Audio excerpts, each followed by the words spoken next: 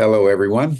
I'm Jim Garrison. I want to welcome you to this session of Humanity Rising as we convene our second of three sessions on how we can enhance our health and well-being. I want to note as we begin today that this is the equinox. This is the end of winter and the beginning of spring. It's a sacred moment of equipoise between the opposites as the generation of light begins to take preponderance over the generation of darkness in the northern hemisphere, while in the southern hemisphere, the opposite is taking place. So whatever we think we're doing and however we analyze our world, the opposite somewhere is also equally true. To celebrate the equinox, I don't want to talk about world events, which are rather depressing at the moment. I want to relate something that happened to me yesterday here in Washington, D.C., not far from the Trump White House where I reside, around the corner of the congressional office buildings, the Supreme Court, the Library of Congress, all the institutions of power in the United States. I went over to the home of a friend of mine who invited me for late afternoon just to come over and meet a special person.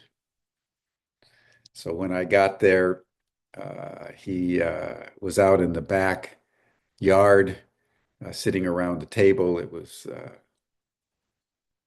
70 degrees. It was a wonderful day. The blossoms and the flowers were beginning to just burgeon out to celebrate the equinox. And I went over in a happy mood to take a few minutes off. And there at the table was a very jolly Tibetan Buddhist monk named Lama Tenzin. And he had with him two young women.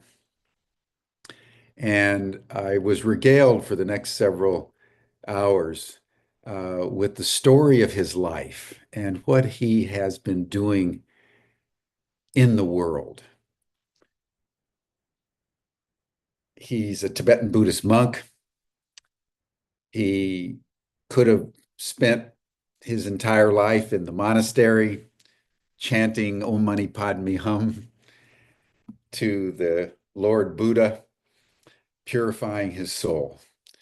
But he took the path of the Bodhisattva and said to himself at an early age that he was going to do something that hadn't been done by the Tibetan Buddhist community, particularly as it was in exile.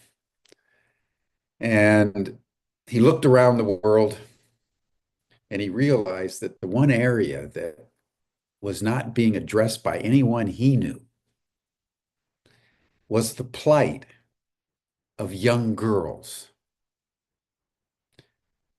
In many parts of Asia, as you may know, to have a boy is an asset. To have a girl is considered a liability. And so in northern India, where he was a couple hundred miles northeast of New Delhi, toward the Himalayan range, young girls as babies or even young little toddlers are often just left out to be exposed, to die. Or they eke out a meager existence begging and living in nooks and corners. And he just said, I can't do this. I have to do something about it.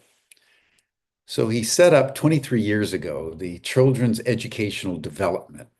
And he began, like Mother Teresa, just to go out, find these outcasts. And he made a commitment to himself that he was going to take these young outcasts and he was going to take care of them. And most importantly, he was going to educate them. And he showed me a little pamphlet that is just full of stories of people. You can see here just page after page of little girls. And then he began to collect little boys and nurture them. And he refused to call it an orphanage. He says, this is an educational development society. We are going to build robust individuals who can live on their own, who can have professional lives. And what he has done is just, it brought tears to my eyes, actually. And right sitting next to me on my right was a young woman. You could see her face was disfigured. She was kind of had a big bald spot on the back of her head. Her right arm was gone under the armpit. She was clearly unsure. She'd never been out of northern India. She spoke not a word of English. And Lama Tenzin had brought her to the United States to have plastic surgery and a prosthetic device on her right arm that would allow her to interact reasonably normally in the world. And she sat in the chair. She was excited. She was terrified. And next to her right, was a young woman, self-assured and robust, who'd been rescued by Lama Tenzin. I think it was in 2006, 2007, and just flourished and went to college. And now she's the managing director of his children's educational development. And through a woman named Jackie Miller, who has a nonprofit called Partnerships for Change based in San Francisco. They got in touch with Mark Benioff, the founder and CEO of Salesforce.com, one of the big tech companies in the world. I know Mark from the old days. He came to the State of the World Forum when we were convening those in the late 1990s. And he told Jackie, yes, bring her over. I'm going to pay for everything so that she can become well and she can become proficient in society. And as we sat, as the afternoon sun was beginning to recede, I realized that whatever we observe in the external world, whatever sorrows and griefs that we endure as we watch the cruelties unfold and the devastations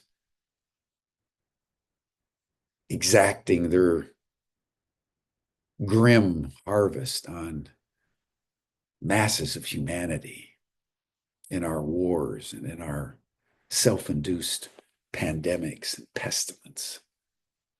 There are people like Lama Tenzin who just manifest truth and beauty and goodness. And he's endured, as he told us, more ridicule for his audacity from fellow monks who say, you can't do anything about the poverty in India. It's too massive. And he always comes back to say, that's true. but I can do what I can do. And recently, and he's this big rotund guy with gales of laughter. He says, you know what I've done lately to increase the outrage against what we're doing? He says, I've started a whole campaign to bring sanitary napkins. He calls them pink pads, to India. And he was telling me, you know, that less than 12% of the girls and women in India have any sanitary napkins. So when their periods come, they have to stay home and they can't go out and because they don't want, the mess. And so he said, he decided he was going to do something about that. But he was doing it in part to just create the audacity of hope in a apparently outrageous way, but also to make a point, which he underscored as he was concluding his tale. He says there's no place in our lives where goodness can't prevail. There's no such thing as dirty or embarrassing or contrived when you're dedicated to bringing goodness into the world in the spirit of the Bodhisattva. It was powerfully moving for me to witness this small little beacon of light in our world. So thank you, everyone, for joining us here on Humanity Rising as we commemorate the equinox. And now it is my great pleasure to introduce to you someone who needs no introduction, Dehanna Rice, who's done countless sessions and programs. Dehanna, thank you for the goodness you're bringing into the world day by day. So on this equinox, we salute you, and I turn the program over to you. Oh, thank you so much, Jim. What a moving, I love the opening about Lama Tenzin. Oh, wow, the goodness. You can only do so much as a person in the world and just let it rise up from you. Absolutely. And move into the world. So beautiful. I love this. This is a perfect timing. Synchronicity is amazing for today's program. I'm so honored to be on with the amazing Edi Osborne that I will be introducing in a second, about hope and joy and allowing that almost that motherly, nurturing energy to surround us all during this very challenging time. And so I want to start out with a little breath work for everyone. Breathing in some peace. We're going to talk about also Edi's breath and peace on the hour we're talking in the green room with Stan about.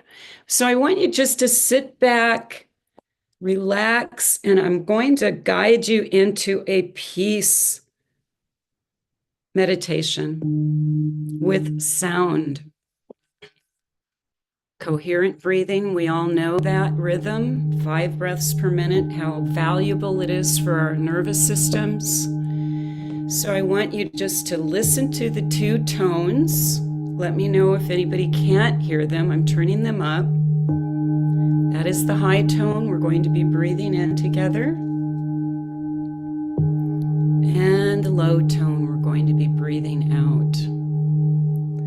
Together, breathing in through the nose, 3, 4. Breathing out through the nose, 3, 4. Breathing in gently. I want you to imagine peace entering you. Breathing out, I want you to imagine peace moving out into the world from you. So what does peace feel and look like as you breathe in? And as you breathe out, moving out into the world. Breathing in peace. And breathing out from every pore of your body's peace to the world. Breathing in peace, grace, and breathing out, letting go. Breathing in, let's imagine it at the base of our spine as it moves up, and then you breathe the peace out into the top of your crown, into the world. Breathing in, peace at the base of your spine, shooting like a shooting star up, peace out to the world. Breathing in, grace, peace, hope, and love. Breathing out, all dimensions around us. Breathing in, vibratory energy of peace, and peace moving out into the many dimensions. Breathing in, breathing out, grace, hope, peace, harmony. Breathing in, breathing out, gently, gently, gently. Breathing in, feel that wave, take that wave, that ride into the cosmos, all around our planetary system, our galaxy. What does peace feel and look like? Breathing in, breathing out. Beautiful. Wonderful. It should all come back. Feeling any changes in your heart, your mind, your body. Taking a nice deep breath in and opening up the jaw a little bit and making a sound, ha. Nice. One more deep breath in. Ah, lovely. So you are all in for a wonderful treat today. This woman that I met really turned me on my ear, listening to what she's capable of channeling through her. And I just have to tell a little story, how I met Edi Osborne right after Trump was elected. Excuse me. I knew I needed to be in a circle of women. And I had met her on a Zoom call prior, and I'm like, I am going down to that circle, and she has this amazing sacred space in a ceremonial yurt. And I walked in, and I said to myself, this is exactly where I need to be. And there was a wonderful, a highly elevated group of women speaking, and she was speaking at the head of it. And I sat down and I was listening, and I said to myself, she is an incredible channel. I was like, should I stand up and go get a note, pad to take notes? It was that stream of intelligence and information moving through her that I witnessed and recognized. And we have grown into a wonderful relationship of friendship and sisterhood and kinship. And I just want to introduce Edi to all of you. She is a.k.a, this is her JOJIMa. It is relating to joy of joining in, and she is the mother of that. She has discovered the antidote for FOMO, fear of missing out. She has spent decades exploring transformation from organizations to the human experience uncovering powerful parallels between healing businesses and healing humanity. Perfect for today. This journey led to JOJI Experiment. This is what we're going to talk about a little bit, how that evolved, and then into now it's growing into the JOJI Movement. And as the founder of One Breath, she has developed tools like the Healing Conversation, the Shameless Healing Bridge, and the JOJI One app that all of you need to get to shift perspectives and expand global consciousness. And at the heart of her work is the belief that joy is essential to healing and lasting change. Welcome, Edi, to Hi. Humanity Rising.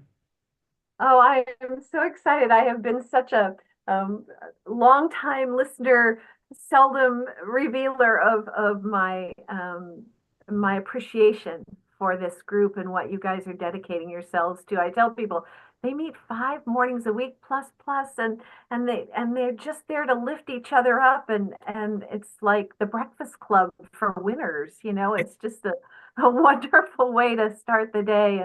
And so thank you for allowing me to be here today. I'm excited to share this big, beautiful day, equinox opening with you. Yeah, let's talk about the equinox. I heard some stats it's from Pam Gregory, an amazing astrologer, about this day is a day where we are transitioning from the Kali Yuga, where it's the aggression and, kind of the yang energy, to Satya Yuga. So this is ushering on our stillness. It's that little circle in the I Ching is stillness. There's a yin yang. And so we are in that capacity from within all of us to find the stillness in order to share with the world, calm things down, and also truth. This has something to do with a lot of the telepathy, I believe, that we are elevating our consciousness to be able to tell when someone's telling the truth. There's no BS anymore. We're ushering this in. So it's an exciting day. Thank you for being here. It's exciting to be here. This is I feel as though our green room chat is tickling in my ear here about how is Georg expressed a little radical confusion that I have both PowerPoints and an open channel. And I think that's because I always denied the channel for the first 30 years of my career. But I was channeling even in the business world and recognizing now um, how much more familiar that was than the PowerPoints. And yet now the PowerPoints are woven in. So I have a mixture of slides, but I also, as you know, Dehanna, we spoke the other day, I want to be really open to the flow of this conversation. And I was reminded at midnight last night when I realized what I was waking up to this morning. I've been in hibernation for 6 months in a very deep, dark night of the soul process of um, sacred healing in my own body to come to this awareness and this release of dark energies that has been in my body for these 6 months.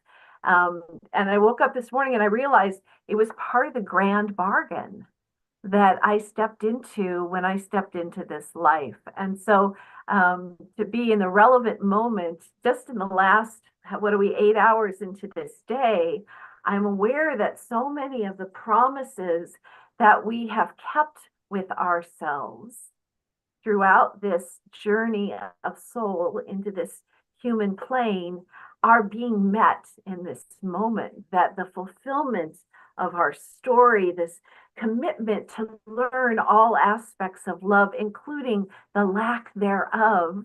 And I Mm, feel like we have mastered the lack story, that we're moving into the love story. And it was a big moment for me to realize that fear has no energy in and of itself. It rushes in where love is absent. It mm, comes to fill the void where there is no love to be seen, but where there is love to be felt and seen and experienced. Fear is nothing more than an untended boundary. We just mm, haven't checked where that fear is coming from. And so as we move from darkness into light, from fear into love, from the story of lack into the story of love, I'm excited to be here with you all today to tell you that the grand bargain was, as a child, I saw this moment. And I had guides and shepherds to keep me following the path, including 35 years in a high demand search of religions, Catholic, evangelical, Christian, Mormon, did the whole 9 yards, went all in because I kept thinking the answers were out there. And as you all know, and I've come to really appreciate about this group, is you have been inward seekers, that your interiority is as rich and full as the pretense of the answers coming from outside of us. So I left formal religion in my mid-30s and entered into a period of, I don't believe in God, I don't believe in anything, and decided that any answers that needed to come would have to come from inside. That all my permission structures up to that point had been from the outside looking in, and now I was looking for permission from the inside looking out. And the grand bargain of having seen these very challenging, and I really am sensitive to language, and Jim's language in the opening today, this cruelty hits me deep in my heart, and I know a lot of other people feel it too, this cruelty. And yet I'm not sure that any one person or persons is responsible for it in this moment. It is a cruelty that has been baked into our story from the beginning, and it is finally being revealed. And in the greatest breath of grace that we can offer, and it is a leap, it is a flex in many of our lives to find grace for all that is happening now, all that has come before, and all that is unfolding before us. I offer the world revealing rather than unfolding, because it has always been there. The shadow has been there, and the light has come on today. And so here we are. And the day we met was the day after the election. And I think the conversation, to bring it back around, what you walked into was the feminine grief circle that we were in. We were in this deep, dark sadness about, oh my God, here we go again. Like those of us who felt the flicker of fire at our feet and the drowning in the witch trials. We've been here before. We have risen through it. We have held a space for ourselves to come fully present into this moment. And part of the equinox is the expression of balance. And this morning's imagery came through that it is the balance of the masculine and the feminine. And that is a joyful endeavor. That is not a sad thing to be working on. And so my grand bargain with knowing what was coming was not knowing where all this was coming from. I asked the question, does it all have to be so dark? Can I get to see the light part too? Can I be shown the light and the way forward? And so from the time I was a child, I was a bridge builder. I understood that we were coming into this time when I could barely do math, because that's not my thing. I was calculating how old I would be in 2020, because I understood that was going to be a significant turn for humanity. And so I was 62. What a boring age to be thinking about. But my whole life I had been gearing towards 2020 and asking these deeper questions about my life. And as I said, I left the church because I had felt the boot on my neck of the patriarchy for so long.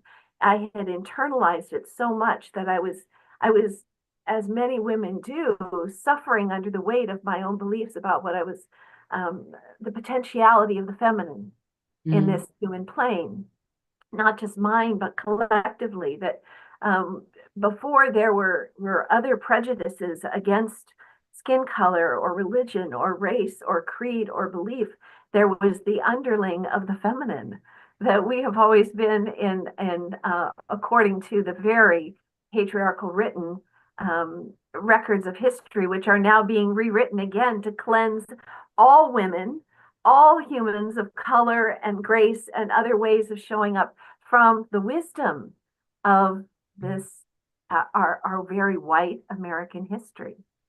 So I felt the need for women to gather a year ago and started something I call First Thursdays. And you were walking in on a First Thursday, already raring and going, which is the first 2 hours of why are we here? What's in the room? And the room was, oh my goodness, here we are. This is our time. The Dalai Lama said the Western women were going to change the world. If not now, then when? We are the ones we've been waiting for, and we're not waiting any longer. And the grief about Trump, and I want to just share a story. A dear sister of mine, she's part of the group and as deep in the conversation as I'm bringing you into it today. She said, I was going through my ballot and I was realizing how they'd written all the propositions to be confuse a speak. A yes means a no means a yes. You can't tell what the right answer is. So she brought out her pendulum. And she said, which of these yes or no is in the highest good of each of these questions? And she got to the presidential question. And this is the part that everybody's like, that you walked in on, and the chins are dropped. And she said, of course I knew who I was going to vote for because I'm a woman and this is what we do. But she says, then I thought, well, I either trust the biofield, I either trust the wisdom of the collective, or I don't. And so she pulled out her pendulum and said, which of these candidates is going to be for our highest good? And she got a non-determinative answer. It wasn't clear. So, and what I've come to see is now we understand that when we get a non-answer, we're asking the wrong question. And so she asked a better question. She said, which of these two candidates is going to accelerate the ascension of light on this planet? And she voted accordingly. And she was sick to her stomach for hours until she turned in her ballot and said, may it be so. And I think that set the tone for that conversation, that everything that is happening is for our good. Mm-hmm. Life is happening for us, not to us. We're leaving behind that victim mindset of life is happening to me. I have no power, no agency in this moment. And now we're moving into life is happening for us collectively and with us collectively, that we now have enough humans on this planet who are awakened and present in this moment to begin to just hold a frequency. There is no mastering of the resistance in this moment. The resistance is in being resilient, in holding this frequency of trust. And so today I want to speak to hope and joy, not as things that we have to strive towards, but we get to relax into. Beautiful. Beautiful. So I'll start there and let you grab something. What grabs you? No, that's what a beautiful foundation for this discussion. And I just want to backtrack a little bit about Khalil Gibran's quote about life happens not to us, but through us. And that we are a channel of the divine. And that all we need to do is open up some of those holding patterns. That's what I do every day with stress on people's nervous systems. Just opening up space for that divine energy to flow through. And the light in relationship to love. Einstein was a student at one time, and his professor was talking about like darkness and light. And he said, but there is no darkness. Darkness is really just the absence of light. Fair. Right? Fear is the absence of love. Exactly. So the parallels in just physics is supporting this consciousness. And the feminine, I know, Jim, you're here to honor the feminine. You started Humanity Rising, honoring women and the some of these next couple of weeks are going to be about women. So Edi, you are the Western woman that is come, and many others. You're talking about Connie Baxter's trust frequency and all of those types of energies that we are bringing now onto the planet. It's birthing all around us in little bursts of light, so to speak. So I think the feminine, especially our capacity for joy, is the kryptonite of tyranny. It's I love it. Did you hear that? Repeat that, please. Did everyone hear that? And we're moving into a very yin period in our expression, the intuitive, the flow, the trust, the less linear planning and more sort of the collaborative unfolding of things. And you'll have to forgive me. When I'm in channel, I can't always recall what the words were exactly. So prompt me here. You were asking me to repeat the piece about the kryptonite. Thank you.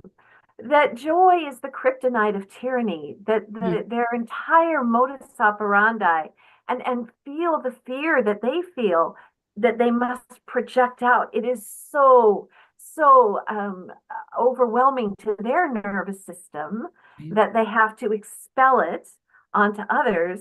Joy doesn't compute in that transaction. It doesn't have a currency of fear. It has the currency of love. It has the currency of connection, not disconnection, not separation, not the illusion of othering. And so joy is, in its very nature, a communal activity. It wants to happen collectively. Like, we can experience moments of joy by ourselves, but if I think about the really big moments of joy, it's when we've done something together. There is the remembrance of our oneness that comes forward in joy, and also in the resonance of hope.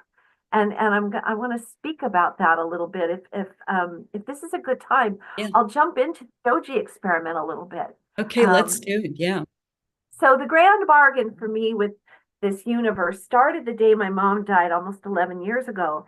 And I came home, and I'd had a very toxic, challenging relationship with my mother. The mother wound was strong. Many of us have gone through this moment where the words that came through the day my mom died was, my mother mortgage was paid off. I owned myself free and clear.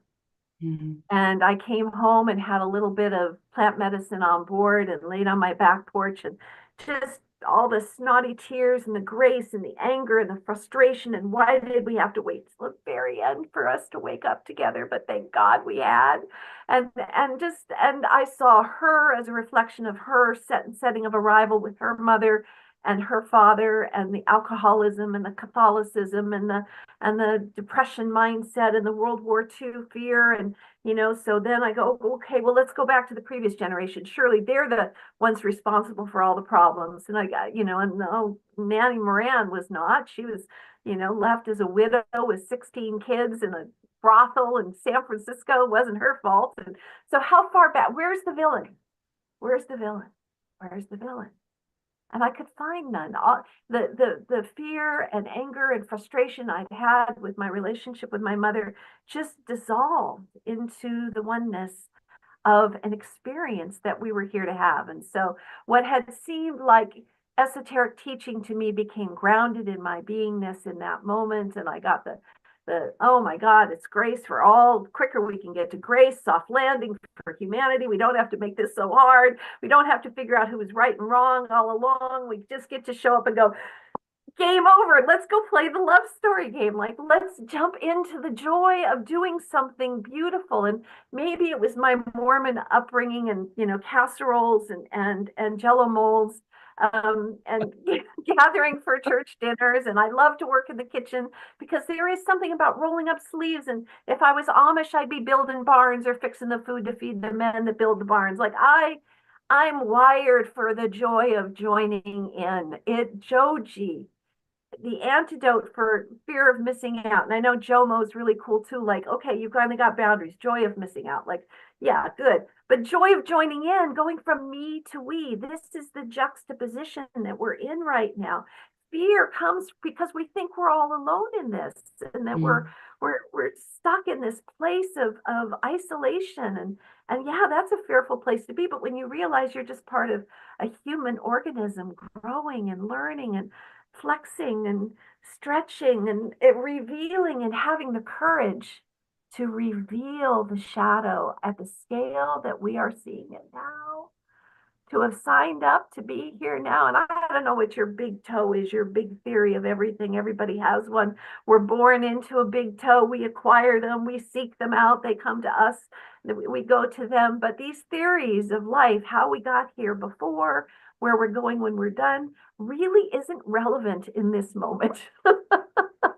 And that's, we get so caught up in, and this is the Christian roots. I came from a high demand religion of having to have a certainty about what comes next, and it's become a curse. Mm. We are living in a curse of certainty about what's possible, and our early and often collective wounding and individual wounding has created a cynicism, a thing that gets in the way of our intact imaginations. And that's what's required to be fully competent 3-year-olds.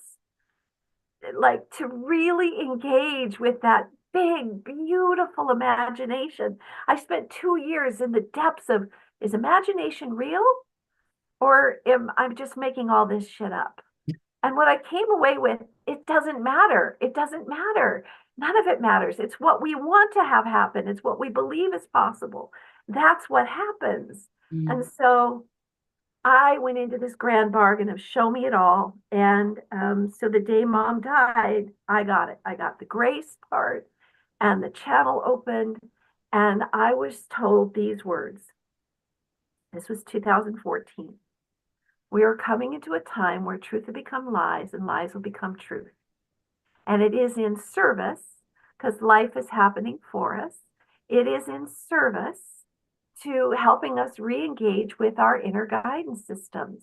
That if you can't figure out what truth is out there, you bring out your pendulum, or you find your tell, or you learn to calibrate the truth between what's intellectually possible, but also what's driven by the heart and by our intuition in our gut, where the brain cells all align with all of the centers are fully online. We are unstoppable quantum engineers. We can This is create. beautiful. Thank you. I needed this so much about the inner guidance. We are turning inward to feel the natural full potential of each moment. That's right. And That's right. bringing all of ourself, if we only had one moment, what would we bring to that moment? My language around that is we are here to solve for X in every moment. So what is that X?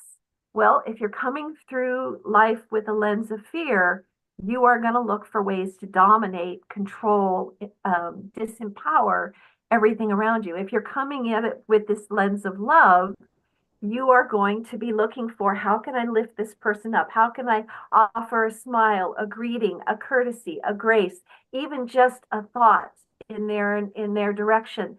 And heart coherence, you know this, we can shift the photonic field around us with just the way we breathe. We become conscious of our breath, and I'll talk more about that before this hour is up. But breath is the ultimate arbiter, governor of our consciousness. If we slow down and take a breath, be present with our mindfulness in that breath, we can shift everything around us.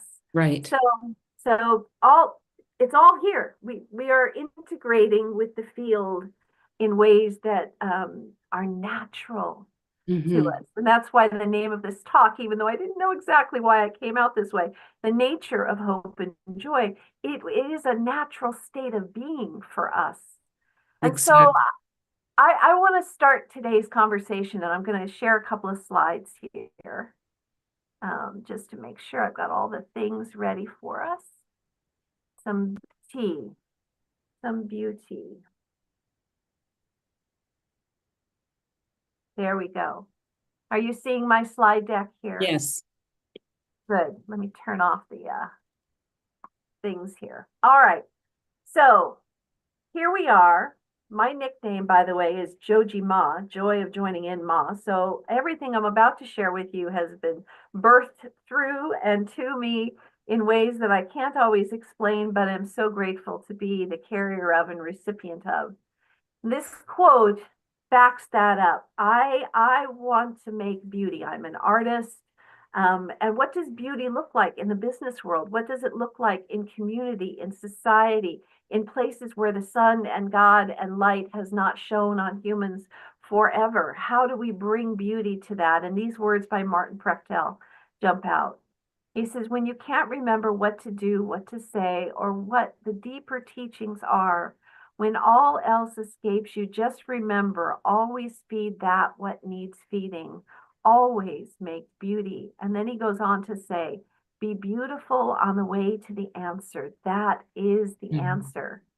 And so my whole life, I have been in search for this beauty way as we've come to know it. And the more I leaned into it about 10 years ago, I thought, I don't have the same spreadsheet brain I used to have.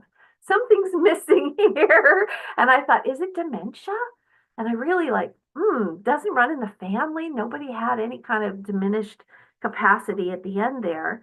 So what's happening? And I realized that there was a part of my very linear masculine survival brain that was wanting to step back. And what was coming forward was this much more flowing, trusting, intuitive, allowing brain. And a dear friend, we were chatting about our deepest visions for humanity. And sometimes it feels like you're way out on a ledge, although you guys on Humanity Rising, you live on that ledge. But in the mainstream, some of the things we talk about, you kind of have to watch and see, are they going to flinch?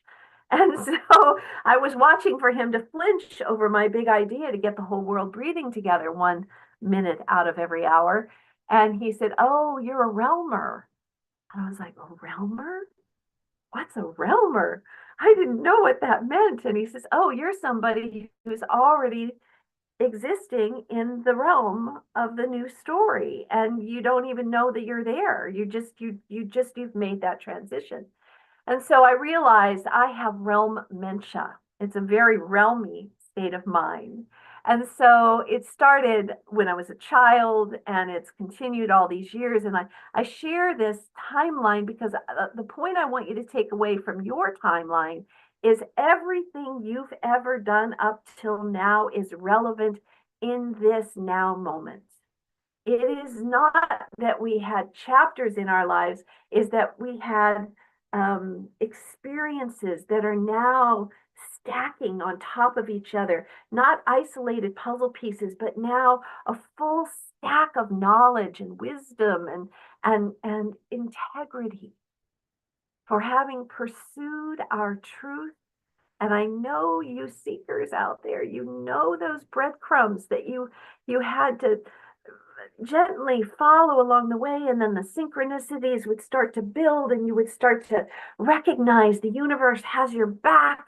And then you'd have these moments where you get this big pullback, this huge pullback, these I call them slingshot moments, where it felt like you'd been making progress and then the whole thing just washed out beneath you, and then you had to rebuild, but you rebuilt in a new way, in a different way, in a softer way, in a more allowing way, a more trusting way.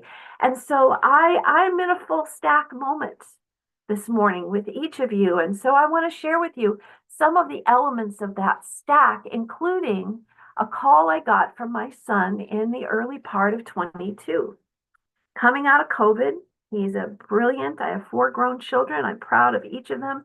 They have all come into their humanity in a beautiful way, but my son was struggling with the reality that not everybody else was coming into their humanity as quickly. So he said, Mom, I don't want you to worry, but I'm not suicidal, but I'm not sure I want to be here. And I sat with that for the longest time. And I said, I'm listening, say more. And he says, it just feels like there's no joy in this life. I have very little hope for humanity, and I'm just not sure I want to be here. And I realized his words were a finger on the pulse of young people. So he's considered a millennial. The Z's came after. Now we're into alpha badgers. You know, the A's are coming up. But at the time, I could so profoundly feel my motherness in our relation that I couldn't give him joy. I couldn't give him the hope that I felt endogenously. I just knew that this was going to be a time. 2020 was the beginning of a shift for all of humanity. It was a time for many of us to just slow down, take a breath, get really soft for a couple of years. And so I left that call with Ben, inspired to show up more fully present to what needed to be my part in what came next. And so I dreamt, and it came as a big download. And I know that language is comfortable for all of you. So it came with all the detail of how I was going to do it, what it was going to be. And it's called the Joy of Joining in Experiment, because it was a grand experiment. And I went out into the field and I conducted a 4-hour program, a workshop, a conversation, if you will. And I took a measure of hope at the beginning of those meetings and at the end of those meetings. And I put 118 people through the JOJI experiment over the course of about 4 months. And in that time, we were able to move the needle on hope collectively by 32 points. Now that's significant. That's from my background of creating business dashboards and putting metrics to non-financial activities in an organization. This, any kind of soft metric where you can see a consistent and reliable shift in outcome, that becomes an invitation to go deeper, to ask more questions. And so I wanted to share with you some of the content that moved the needle on hope. And it's not going to be surprising to you when I share this with you, because it comes down to this concept of trust again. And so Dr. Hawkins' map of consciousness showed up in my field roughly, I want to say 5 years before I understood what I was supposed to do with it. And it became the cornerstone of the JOJI, Joy of Joining In experiment. And so we took that measure of hope at the beginning of those sessions, and then I took them through Dr. Hawkins' map of consciousness with particular emphasis on this area right here. If you're familiar with the map, you know that it goes from 0 to 1,000, that within that matrix of that lens of consciousness, there's a God view, a life view, levels, a logarithmic scale. Everything above 200 is logarithmically upward spiral. Everything below is logarithmically downward spiral. There are emotions and processes that we go through as human beings to adjust and adapt. And so it's a fascinating process. I had 95 magnets, speaking of joy magnets earlier, and people had to place them on a board, and then they worked in pairs to see if they actually, they didn't see this map. They just had to intuit, feel where the levels were, each color coded along the way. And I focused in on this area at 200. And you'll notice there's arrows that go both in the up direction and the down direction. And this became just like, it just ground into my soul that this is where we are. We're in this tumult, this rising of the light, and this lowering into the shadow. And as a result of that, we are in this, best of times, worst of times, and unclear about what's really happening here. And so I decided that I really wanted to unpack this more. And I'm going to go through some slides quickly here, but to really focus in on the courage to trust this moment. And Charles Eisenstein has a gorgeous quote here. And I'm happy to share this deck if anybody requests. Just send me an email and I'm happy to share it with you. we are going through a great time of transformation. And Michael Meade says it's the end times that we talk about, this apocalypse. And he says, but the word end times, the etymology of that is very specific. He says it's like we think of end as like a severing, a cutting off of the past with the future. And he says it's not that at all. It's the unraveling of the ends of an old story. The fabric of fear is unraveling because we can't hold it in our nervous systems anymore. We have met ourselves in the autocorrect moment for the communal nervous system, and we're unloading it on each other because we don't understand what this is. We don't see the metamorphic process that we're engaged in and what we're coming to. And the leaving behind of the Kali Yuga and the entry into the, I'll say it wrong, Sattva Yuga, the age of Aquarius, fourth turning, Hopi prophecy, Andean cosmology, indigenous wisdom, and this is where I land in the area of endogenous wisdom, this just deeper knowing that even though we each have gone through very hard and challenging periods in our lives, that we keep moving forward. And so Dr. Hawkins, if you know his work, he worked with 250,000 humans, muscle testing the map, the logarithmic scale, the language, and they would recalibrate every few years with another, tranche of humans to keep updating the map. And he said, in the evolutionary scheme of things, humanity has been upping its calibration all along. And we are at this point where the last major calibration before his passing was in 2006, where 51% of Americans calibrate above 200. So like we've made it. Once you get over that 200 point, you're into the point where there's still that pulling down of the old story, that clawback, that feel it as a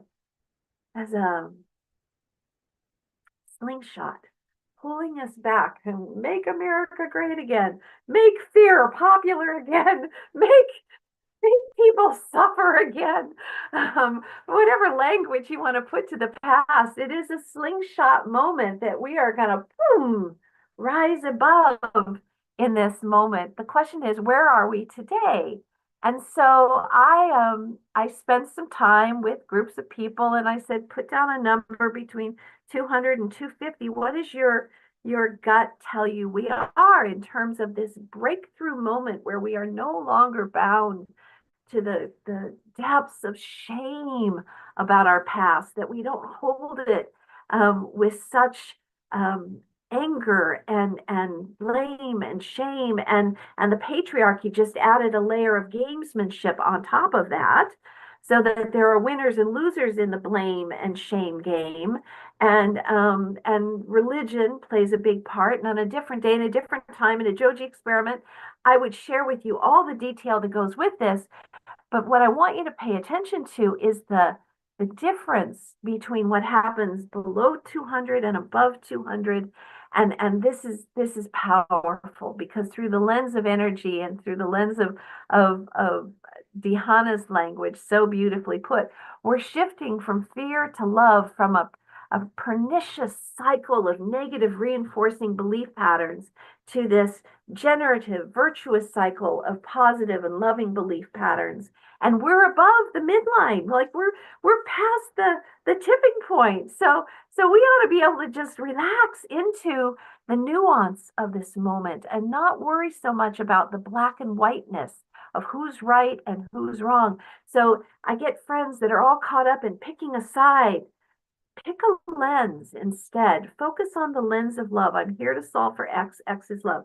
I'm here to hold a frequency of love. I'm not here to make somebody right or wrong. This is the moment where we wake up and we go, well, that was interesting. Now we've learned everything we needed to know about what a world and society looks like, where we're not operating as a default from love. We've been operating as a survival default to fear. But we've mastered that now. We don't have to do that anymore. We can claim our agency to choose what happens next. And so we move from a world of resistance to a world of consent. When I was 42 years old, I had a pulmonary embolism and died. And on the other side of that, I realized I had been given a choice to come back to experience my life in a different way because I had not fully consented to my human experience. So what did that mean? I spent the next 10 years unpacking what does consent, informed consent, it's a legal binding thing for the physical mortal body. If we want to enter into a medical trial, we have to have informed consent that you could possibly likely die in spite of this intervention that we're going to throw at you. Well, isn't that what the human experience is we're going to die. but let's have a human intervention into this fear story. And it doesn't take much. If you look at Dr. Hawkins' numbers, he goes through and he says one person operating at a frequency of 700 or above can counterbalance the negativity of 70 million people. And the one, I mean, you can see all the numbers here. You know, one person at 400 impacts 400,000. And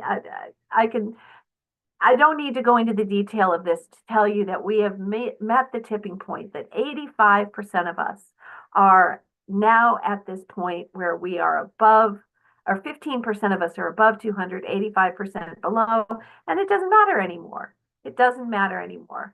So we're ready to step onto this bridge together, to move from longing to belonging, to moving from our woundology to our mythology, to become the best storytellers of all, the storytellers that learn a human story so well that we mastered the lessons.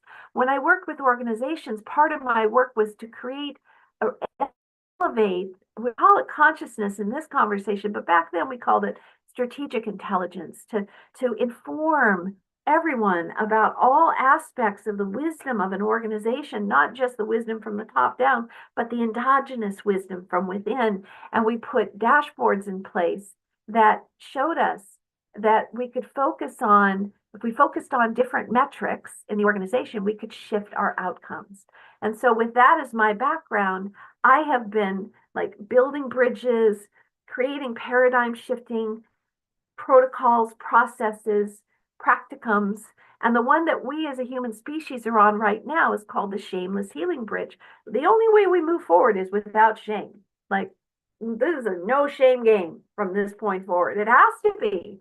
Because if we keep going to look for the villain, where's the bad guy, the bad gal, the bad story, the bad religion, the bad, we stay locked into that story. So there is a realmentia, flex of consciousness that I want you to feel into. Trust your woo, go all in. Trust you is the same as trusting your woo, because we are neuroemergent beings. This huge upshift in those being diagnosed, myself included, late on the spectrum. Oh, beautiful turkeys coming here to come visit us this morning. So here we are in this neuroemergent place as a species, and we're getting here because we've had the courage to trust our human experience. We've listened when we've received invitations, whether that's a cancer diagnosis or death of a loved one or a loss of a relationship or an economic status, an ego death. Somewhere along the way, we didn't just go along with what was happening from a victim mentality. We took it as a messenger. This is an invitation for me to shift in my life. Once we've done that, we realize we're not alone. We look around, we see who's in the deep water with us.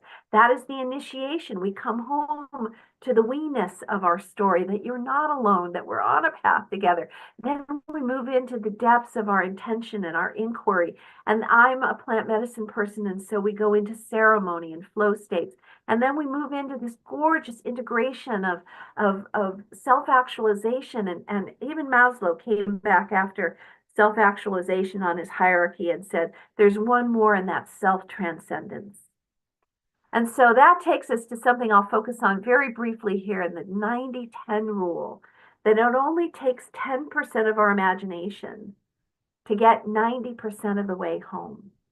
But that last 10%, that shift from me to we, from self-actualized to self-transcendent, is a collective lift.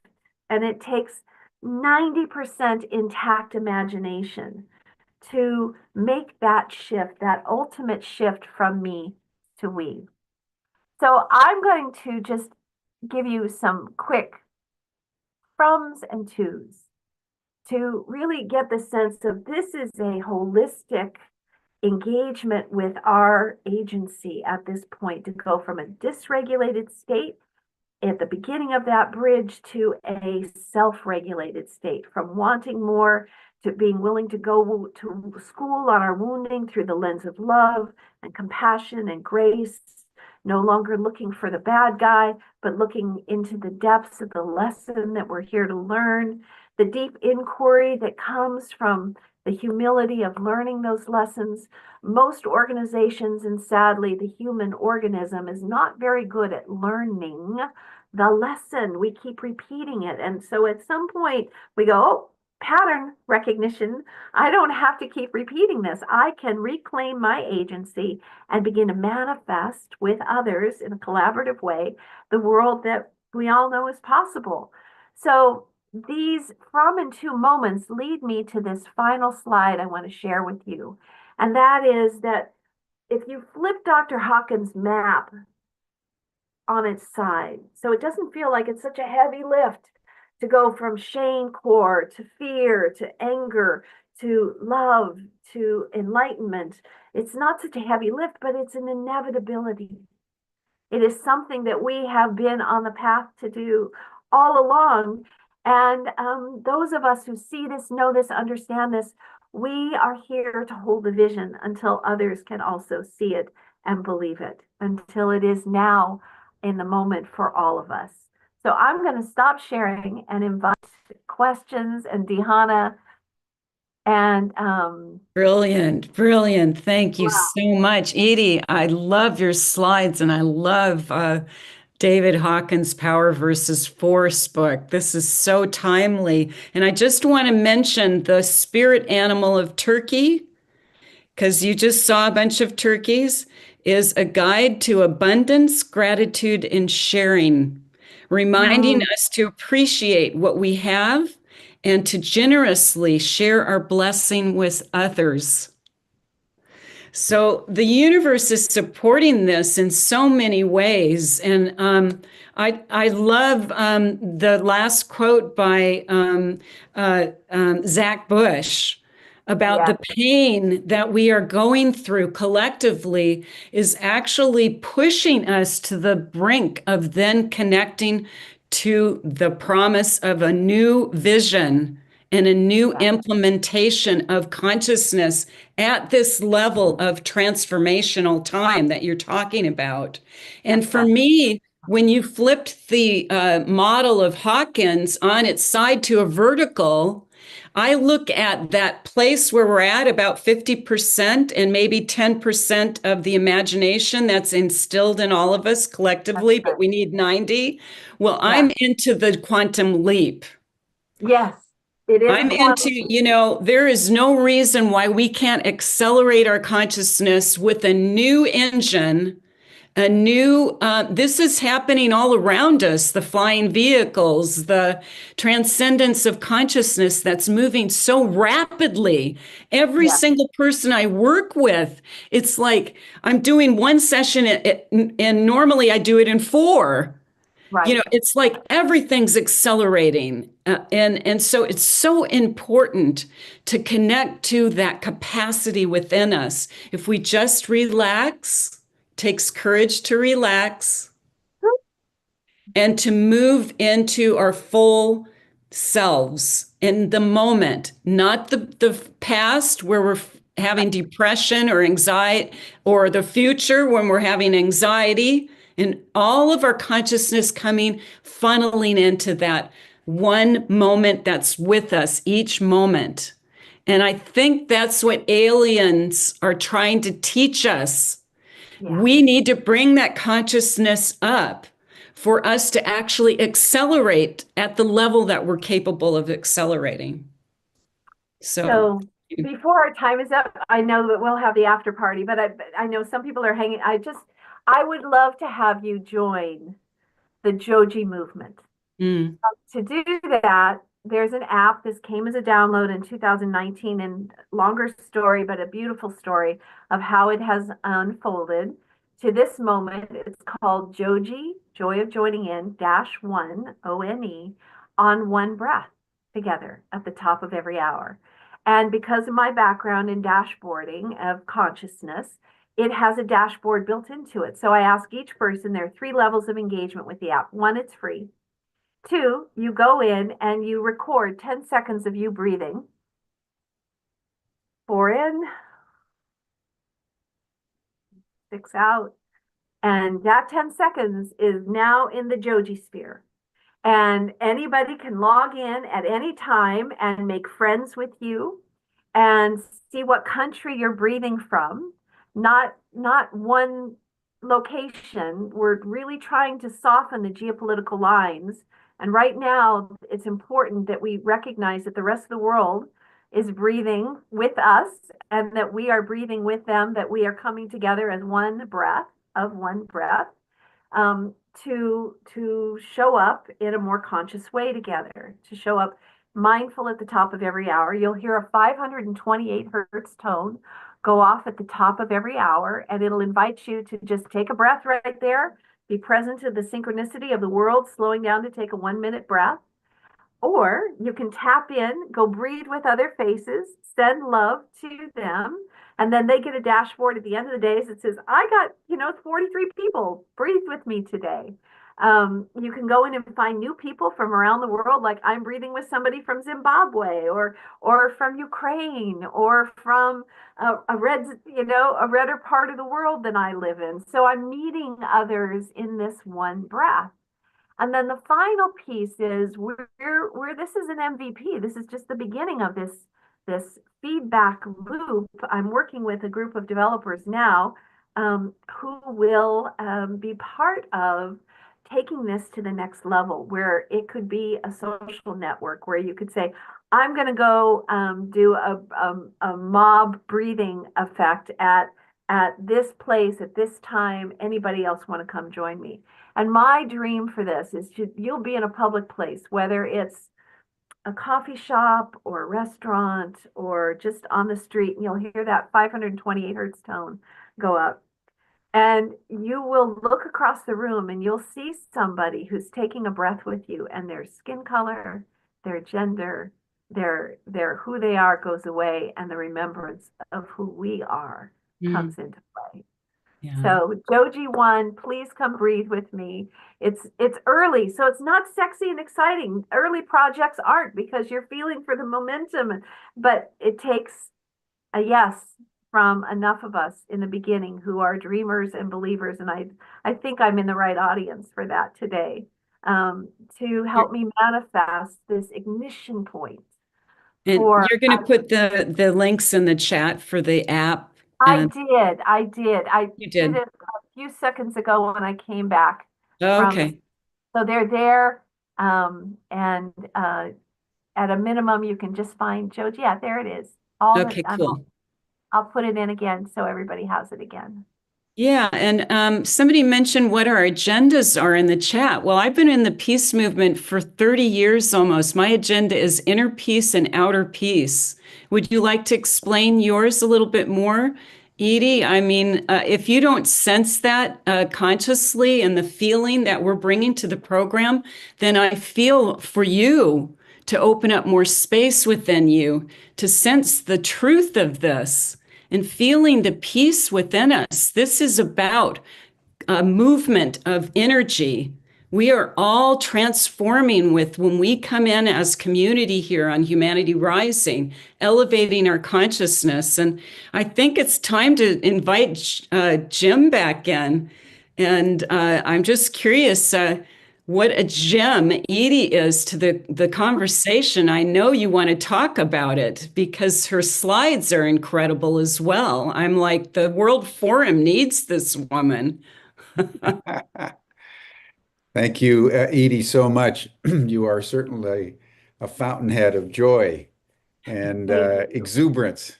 So I just want to thank you for bringing that energy into our program today. And we'll adjourn in a minute here to the after chat, the after party, as you called it. But I'd like to just probe how you understand the role of shadow in your work. When you talk about, shifting from one modality to another, is it your understanding that we somehow leave the shadow behind as we emerge into higher consciousness? How do we, or how do you understand this seeming persistence of shadow content no matter what state of consciousness you're in? So thank you for that question. And that was part of my grand bargain when I started to see all the shadow, was I wanted to understand the nature of why we needed to go through this. And what I've discovered in the trajectory of my own life, and therefore extrapolate with hopefulness onto the human condition, that we came to learn all aspects of love, including the lack thereof. And that coming into this experience to learn love from the shadow to the light was the most expansive way to do this. To come into the dark and move into the light was the way that we would grow the most. So when I had my pulmonary embolism and I was on the other side, it was just pure love and light. There was no separation. And I realized we came in to learn boundaries, that we come from a unified field of light, that we came to experience a separation from each other. That was baked into the story from the start. And we have the boundary of skin, but the boundary of time and space and gravity and mortality, a beginning and an endness. All of these are representations of love in a boundaried form. And where we have struggled is boundaries with one another. I have these gorgeous slides, and I was sensitive to time, of murmurings. And I show them in my workshops because people go, oh, I love that. Why do we love that? Because there is an innate sense that we are meant to flow like that with one another, and this gentleman came to me and says, you know why murmurings are so cool? And I was like, oh, I'm about to learn what you think's cool about them. Tell me. And he goes, because every bird knows where it ends and the other begins. And so I think shadow is just where we have had lousy boundaries. And as the feminine is rising, she's claiming her boundaries from a toxic masculine, which will invite the unhealed masculine into the tent to heal. So I have these two spaces on our land, this gorgeous 30-foot yurt, very feminine, round, folded fabric space, very womb-like. And then I was called 2 years ago to build a temple, a very erect masculine space. And the 30-foot yurt by circumference fits inside the masculine. So the masculine actually holds the outer perimeter, which is a very indigenous model. And the night before I was to invite our community to come on the land to build it with us, I was like, it's a big ask to put people's bodies in heavy equipment and build something together. And we had some contractors, I had some safety, but it was a deeper question. And maybe this is where I'll wrap to this. It's a we thing that we move through this shadow and light together. And so I have to believe in the grand scheme of things that cosmically I've had a life where I've had less privilege than I have now, less safety, less security, so that I can come into the light in a more grand and easeful way. And that others are going through a darker part of the shadow by volunteer. Like, I don't know why we have to do this exactly, except that I am a better person for having gone through all the dark nights of the soul that I've been through as a person, as an individual. And so I think we have to go through a collective dark night of the soul. We are birthing a new story. And so when I asked the team about how they felt about coming to build a temple on our land, they were like, we'll follow you anywhere, Edie. What do you want to do next? And that's sweet, but that didn't really, I wanted the unifying message. And so it came that The healed feminine is here to offer the masculine grace, and the healed masculine is here to offer the toxic. The healed masculine is here to offer the feminine hope. So hope and grace is the transaction of love between the light and the shadow, between the masculine and the feminine, between separation and coming back into oneness. There's a transactional piece to light that I think why we're so deeply entrenched in the shadow right now. Yeah, Cuff Ferguson is putting something interesting in the chat right now, that he says that one of the challenges of life is learning what it means to co-create what he calls harmonious boundaries. That's right. That we become a joyful murmuring of humans, industrious and building and tending, and we're wired for this. Yeah. Yeah, and it's around the misconstruing of boundaries, if you think about it, that many conflicts arise. Right. Absolutely. Right. Yeah, that's a great term, Cuff. Thank you. Harmonious boundaries. That's Where do beautiful. I end and you begin? What Yeah. is the balance between individual expression and communal well-being? The me-we balance has been out of balance, and we're rebalancing right now. It's inevitable. Yeah. Well, good. Well, thank you so much. Thank you. Deanna, do you want to tee us up for tomorrow, and then we'll adjourn to the after chat? Yes, tomorrow, a wonderful human potential movement pioneer, Dawson Church, is going to be launching his new book called Spiritual Intelligence. And he is an amazing researcher on so many different fields of the brain and what we need to do to instigate movement of different parts of our brain to bring us into alignment with divinity.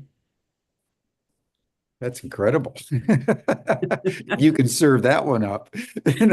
I think we all need that after today. Now we have the process, right, to bring that hope and joy, naturally, because it's in us. That's the thing. We're birthing all of this new capacity It's been to in us hold the all the light. time. Yeah, exactly. It is the natural order of things. Yeah, exactly. And women are helping that birth nurturing process. Like you say, Edi, that the women are healing the toxic masculinity with grace, and the women are needing that whole masculinity for hope. Yeah. We both work together. It's all a we process. The masculine cannot fully heal unless he's in the presence of healed feminine. And the feminine cannot fully heal unless she's in the presence of healed masculine. And sometimes we have to do it by proxy. It isn't always with our family of origin. Sometimes we do it in community. Yeah, exactly. Oh, definitely. Well, thank you both. And that'll do it for us for today, everyone. And the link is Edi and Deanna in the after chat. You'll see the link in the chat box that Stan just put in, and you received the link in your Zoom reminders for today. And then tomorrow we'll have our grand finale. Thank you, everyone. Bye for now. Thank you.